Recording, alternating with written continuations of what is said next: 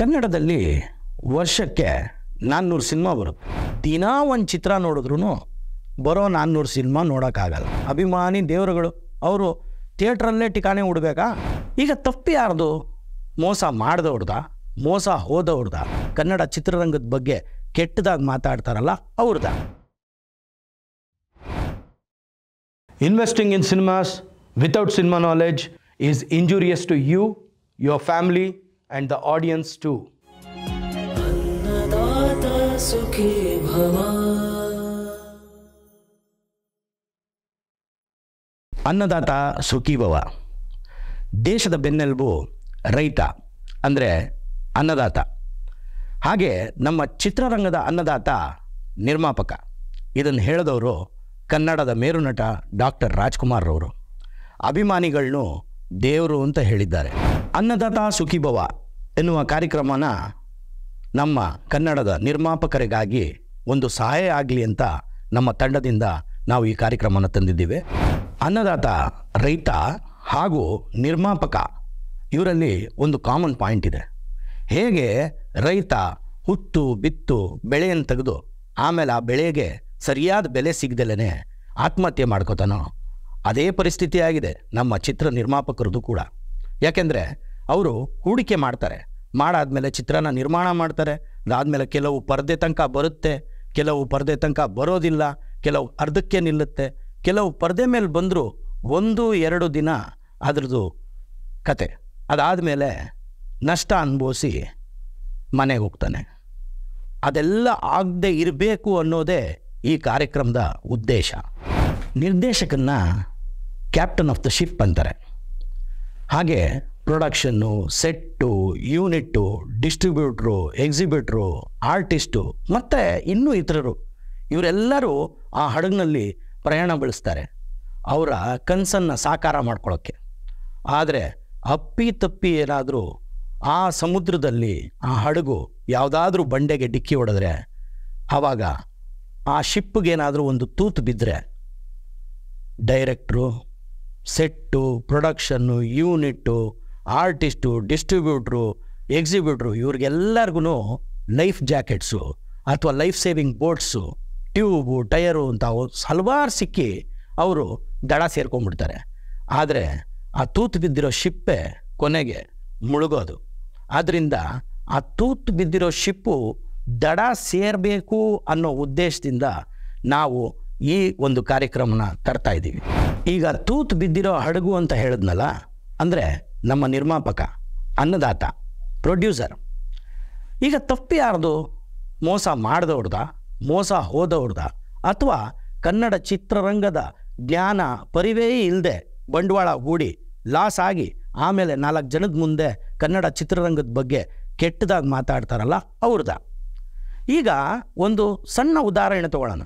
ಒಂದು ಮದುವೆ ಮಾಡಬೇಕು ಅಥವಾ ಒಂದು ಮನೆ ಕಟ್ಟಬೇಕು, ಬೇಡ ಅಷ್ಟೆಲ್ಲ ಬೇಡ, ಅದಕ್ಕೆಲ್ಲ ಪ್ಲ್ಯಾನಿಂಗ್ ಬೇಕು ಅನ್ನೋದಕ್ಕಿಂತ ನಾನು ಹೇಳೋದು, ಒಂದು ಸಣ್ಣ ಕೊತ್ತಂಬರಿ ವ್ಯಾಪಾರ ಮಾಡಬೇಕು ಅಂದರೆ ಬೆಳಗ್ಗೆ 100 ರೂಪಾಯಿ ಬಂಡವಾಳ ಹೂಡಿದ್ರೆ ಸಾಯಂಕಾಲದೊಳಗೆ ಅದನ್ನ ಮಾರಾಟ ಮಾಡದೆ ಹೋದರೆ ಅದು ಕೊಳ್ತೋಗುತ್ತೆ. ಅದಕ್ಕೂ ಇನ್ನೂ ಒಂದು ಮೀರಿದ್ದೊಂದಿದೆ.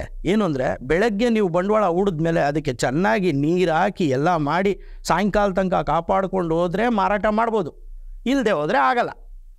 ಅಷ್ಟು ಒಂದು ಚಿಕ್ಕ ವ್ಯಾಪಾರ ಮಾಡೋಕ್ಕೆ ಅಷ್ಟು ಪ್ಲ್ಯಾನಿಂಗ್ ಇರಬೇಕಾದ್ರೆ, ಒಂದು ಚಿತ್ರನ ನಿರ್ಮಾಣ ಮಾಡಿ ಅದನ್ನ ಬಿಡುಗಡೆ ಮಾಡಿ ತೆರೆ ಮೇಲೆ ತಂದು ಜನ ನೋಡಿ ಎಲ್ಲ ಮಾಡಬೇಕು ಅಂದರೆ ಎಷ್ಟರ ಮಟ್ಟಕ್ಕೆ ಪ್ಲ್ಯಾನಿಂಗ್ ಇರಬೇಕು. ಎಲ್ಲಿಂದಾನೋ ದುಡ್ಡು ತೊಗೊಂಬಂದು ಚಿತ್ರರಂಗದ ಮೇಲೆ ಸುರಿದು ಅದನ್ನು ಲಾಸ್ ಮಾಡಿಕೊಂಡು ಆಮೇಲೆ ಚಿತ್ರರಂಗದ ಬಗ್ಗೆ ಕೆಟ್ಟದಾಗಿ ಮಾತಾಡೋದು ಎಷ್ಟು ಸರಿ ಅಂತ ನೀವೇ ಅರ್ಥ ಮಾಡ್ಕೊಳ್ಳಿ. ಈಗ ಆ ಹಡಗು ಸಮುದ್ರದಲ್ಲಿ ಹೋಗ್ತಾ ಇರುವಾಗ ದೊಡ್ಡ ಅಲೆಗಳೆದ್ದು ರಾತ್ರಿ ವೇಳೆ ಅಲ್ಲೋಲ ಕಲ್ಲೋಲ ಸೃಷ್ಟಿಯಾದಾಗ ಒಂದು ಲೈಟ್ ಹೌಸ್ ಅಂತ ಇರುತ್ತೆ. ಅದು ಆ ಹಡಗನ್ನು ತೀರಕ್ಕೆ ಸೇರೋಕ್ಕೆ ಒಂದು ಸಹಾಯ ಮಾಡುತ್ತೆ. ಹಾಗೆ ನಾವು ನಮ್ಮ ಅನ್ನದಾತರಾದ, ಪ್ರೊಡ್ಯೂಸರ್ ಆದ ನಮ್ಮ ನಿರ್ಮಾಪಕರು ಯಾರಿದ್ದಾರೆ, ಆ ಹಡಗನ್ನು ತೀರ ಸೇರಿಸೋದಕ್ಕೆ ಒಂದು ಲೈಟ್ ಹೌಸ್ ಥರ ಕೆಲಸ ಮಾಡೋಣ ಅನ್ನೋದು ನಮ್ಮ ಉದ್ದೇಶ. ಇದು ಯಾಕೆ? ಇವನು ಯಾರು ಅಂದರೆ, ನಾನು ಕನ್ನಡ ಚಿತ್ರರಂಗದಲ್ಲಿ ನಿರ್ದೇಶಕ, ನಿರ್ಮಾಪಕ, ನಟ, ವಿತರಕ, ಇನ್ನೂ ಹಲವಾರು ರೀತಿಯಲ್ಲಿ ಕನ್ನಡ ಚಿತ್ರರಂಗದಲ್ಲಿ ಕೆಲಸ ಮಾಡಿರೋವಂಥವನು. ನಾನು ಅಲ್ಲದೆ ಇದ್ರೆ ಇನ್ಯಾರು, ಅಥವಾ ಇನ್ಯಾರು ಅಲ್ಲದೆ ಇದ್ರು ಯಾರಾದರೂ ಒಬ್ಬರು ಹೇಳಬೇಕಲ್ವಾ? ಆದ್ದರಿಂದ ನಿಮ್ಮ ಮುಂದೆ ಈ ಒಂದು ಕಾರ್ಯಕ್ರಮ ತಗೊಂಡು ನಾನು ಬಂದಿದ್ದೀನಿ. ನನ್ನ ಹೆಸರು ನಂದಳಿಕೆ ನಿತ್ಯಾನಂದ ಪ್ರಭು. ಕನ್ನಡದಲ್ಲಿ ವರ್ಷಕ್ಕೆ 400 ಸಿನಿಮಾ ಬರುತ್ತೆ. 400 ಸಿನಿಮಾ ಬರುತ್ತೆ ಅಂದರೆ ವರ್ಷದಲ್ಲಿರೋದು 365 ದಿನ. ಅಂದರೆ ಏನು ನೀವು ಹೇಳೋ ಅರ್ಥ? ಪ್ರೇಕ್ಷಕರು ಚಿತ್ರಮಂದಿರದ ಕಡೆ ಬರ್ತಾ ಇಲ್ಲ. ನಿಮ್ಮ ಲೆಕ್ಕದೇ ತೊಗೊಂಡ್ರೆ 365 ದಿನದಲ್ಲಿ ದಿನಾ ಒಂದು ಚಿತ್ರ ನೋಡಿದ್ರೂ ಬರೋ 400 ಸಿನಿಮಾ ನೋಡೋಕ್ಕಾಗಲ್ಲ. ಅಂದರೆ ನಿಮ್ಮ ಉದ್ದೇಶ ಏನು? ಪ್ರೇಕ್ಷಕ ಮಹಾಪ್ರಭು ಯಾರು? ದೇವರು ಅಂತ ಕರೆಸ್ತೀವಿ ನಾವು, ಅಭಿಮಾನಿ ದೇವರುಗಳು. ಅವರು ಥಿಯೇಟ್ರಲ್ಲೇ ಠಿಕಾಣೆ ಉಡಬೇಕಾ? ಥಿಯೇಟ್ರ್ ಬಿಟ್ಟು ಎಲ್ಲೂ ಹೋಗಬಾರ್ದು, ದಿನಕ್ಕೊಂದು ಸಿನಿಮಾ ನೋಡಬೇಕಾ? ಅದಕ್ಕೆ ನಾನು ನಿಮ್ಮಲ್ಲಿ ಒಂದು ವಿನಂತಿ ಮಾಡ್ತೀನಿ. ಇಷ್ಟು ಸಿನಿಮಾಗಳನ್ನ ನಿರ್ಮಾಣ ಮಾಡಿ ಹಾಕೋದಕ್ಕಿಂತ ಪ್ರೇಕ್ಷಕ ಪ್ರಭು ಬರ್ತಾ ಇಲ್ಲ ಅನ್ನೋದಕ್ಕಿಂತ ನಾವು ಒಂದು ಫ್ಯಾಕ್ಟ್ ಅರ್ಥ ಮಾಡ್ಕೋಬೇಕು. ಪ್ರೇಕ್ಷಕರು ಎಷ್ಟು ಖರ್ಚು ಮಾಡ್ತಾರೆ ಒಂದು ತಿಂಗಳಲ್ಲಿ, ಎಷ್ಟು ಖರ್ಚು ಮಾಡೋಕ್ಕಾಗತ್ತೆ ಒಂದು ವರ್ಷದಲ್ಲಿ ಸಿನಿಮಾಗೋಸ್ಕರ. ಆದ್ದರಿಂದ ಒಂದು ವಿನಂತಿ ಏನು ಅಂದರೆ, ಅನ್ನದಾತರಿಗೆ ಅಂದರೆ ನಿರ್ಮಾಪಕರಿಗೆ ಒಂದು ಒಳ್ಳೆಯ ಚಿತ್ರನ, ಕಥೆನ ಸೆಲೆಕ್ಟ್ ಮಾಡಿ, ಒಂದು ಒಳ್ಳೆಯ ತಂಡವನ್ನು ಸೆಲೆಕ್ಟ್ ಮಾಡಿ, ಚಿತ್ರದ ಕಥೆಯ ಮೇಲೆ ಒಂದು ಒತ್ತು ಕೊಟ್ಟು ಒಳ್ಳೆಯ ಕ್ವಾಲಿಟಿಯಾದಂಥ ಒಂದು ಸಿನಿಮಾನ ತೆಗೀರಿ. ಆಗ ಯಾವತ್ತೂ ಪ್ರೇಕ್ಷಕ ಮಹಾಪ್ರಭು ಕನ್ನಡ ಚಲನಚಿತ್ರವನ್ನು ಕೈ ಬಿಟ್ಟಿಲ್ಲ. ಚೆನ್ನಾಗಿದೆ ಅಂದರೆ ನೋಡೇ ನೋಡ್ತಾರೆ. ಮತ್ತು ನಾನು ಹೇಳೋಕ್ಕೆ ಏನು ಇಷ್ಟಪಡ್ತೀನಿ ಅಂತಂದರೆ, ಈಗ ಒಂದು ಎಕ್ಸಾಂಪಲ್ ಕೊಡೋಣ. ಏನಂದರೆ, ಇಂಜಿನಿಯರ್ಸ್ಗೆ ಒಂದು ಹ್ಯಾಂಡ್ ಬುಕ್ ಅಂತ ಇರುತ್ತೆ, ಅಥವಾ ಒಂದು ಯಾವುದಾದ್ರೂ ವಸ್ತು ತೊಗೊಂಡ್ರೆ ಅದಕ್ಕೊಂದು ಇನ್ಸ್ಟ್ರಕ್ಷನ್ ಮ್ಯಾನ್ಯುಯಲ್ ಅಂತ ಇರುತ್ತೆ. ನಮ್ಮ ಅನ್ನದಾತರು ಅಂದರೆ ನಿರ್ಮಾಪಕರಿಗೆ ಏನಿದೆ? ಈ ಥರದ್ದೊಂದು ಇನ್ಸ್ಟ್ರಕ್ಷನ್ ಮ್ಯಾನ್ಯುಯಲ್ ಅಥವಾ ಹ್ಯಾಂಡ್ ಬುಕ್ ಇದೆಯಾ ಅಂತ ಕೇಳಿದ್ರೆ, ಈ ನನ್ನ ಅನ್ನದಾತ ಸುಖೀಭವ ಕಾರ್ಯಕ್ರಮನೇ ಅವರಿಗೆ ಒಂದು ಹ್ಯಾಂಡ್ ಬುಕ್ ಹಾಗೂ ಇನ್ಸ್ಟ್ರಕ್ಷನ್ ಮ್ಯಾನ್ಯುಯಲ್ ಥರ ಕೆಲಸ ಮಾಡುತ್ತೆ.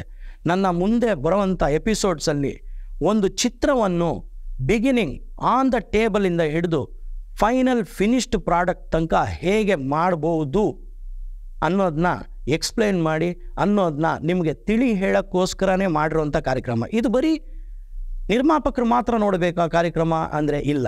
ಇದನ್ನು ನಿರ್ದೇಶಕರಾಗಬೇಕಾಗುವಂಥವ್ರು, ಆರ್ಟಿಸ್ಟ್ಗಳು, ಅಥವಾ ಚಿತ್ರ ರಸಿಕರು, ಪ್ರೇಮಿಗಳು, ಚಿತ್ರ ಹೇಗಾಗುತ್ತೆ ಅಂತ ತಿಳ್ಕೊಳ್ಳೋಕ್ಕೆ ಆಸಕ್ತಿ ಇರೋರು ಎಲ್ಲರೂ ನೋಡ್ಬೋದು.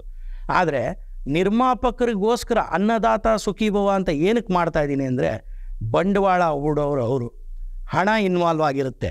ಆದ್ದರಿಂದ ಅವ್ರನ್ನ ಬಂಡವಾಳ ಹೂಡೋದನ್ನ ಸೇಫ್ ಮಾಡ್ಕೊಳ್ಳೋಕ್ಕೆ, ಯಾವ ರೀತಿ ಮಾಡ್ಬೋದು ಅನ್ನೋ ಒಂದು ಮಾರ್ಗದರ್ಶನ ಕೊಡೋಕ್ಕೆ, ಅಥವಾ ಒಂದು ಕರೆಕ್ಟಾಗಿರೋ ಒಂದು ಡೈರೆಕ್ಷನ್ ಕೊಡೋಕ್ಕೋಸ್ಕರ ಈ ಕಾರ್ಯಕ್ರಮನ ಮಾಡ್ತಾಯಿದ್ದೀವಿ. ಅನ್ನದಾತ ಸುಖೀಭವ. ನಮಸ್ಕಾರ.